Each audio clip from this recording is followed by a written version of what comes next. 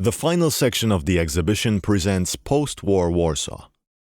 Here we see how Minorski returned with his camera to the places he had photographed in the 1930s, searching for traces of the former wooden buildings.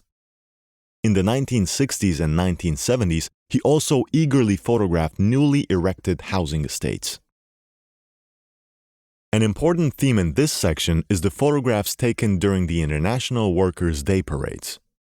From around 1968, over the course of the subsequent decade, Minorski took several thousand photographs during these events. A photograph from 1975 resembles many others in many respects.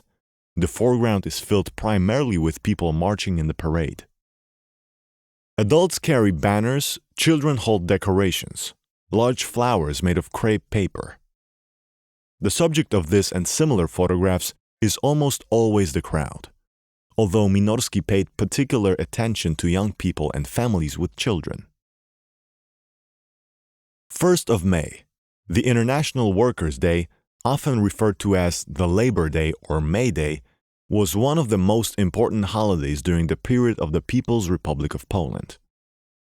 It became an official national holiday in 1950, although parades, as grassroots initiatives, had already been organized before the war.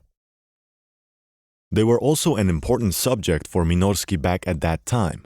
However, due to limited access to photographic materials and the unofficial status of the parades, he took only a dozen or so photographs on those occasions.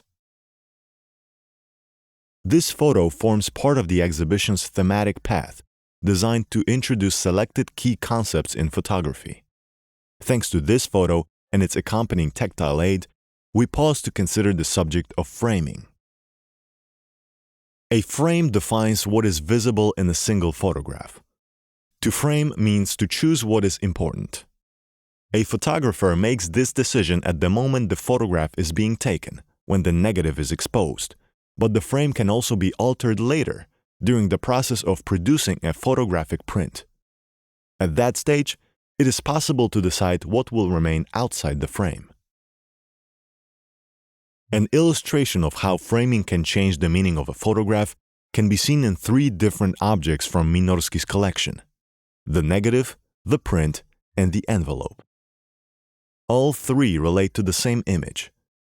Since the negative has been preserved in the Museum of Warsaw collection, we can see that, besides the marching crowd, a militiaman also appears on the left side of the frame. The presence of this figure, clearly watching the parade and associated with state authorities, did not align with Minorski's intention. For that reason, while preparing a print, the photographer left an instruction: cut off the militiaman. In other words, crop the photograph so that the militiaman would remain outside the frame. In the print produced according to this instruction, the militiaman is no longer visible. Through this act of framing, Minorski changed the message conveyed by the photograph. The relaxed, smiling, happily marching people remained the central subject of the photo, rather than the authorities that kept watching them.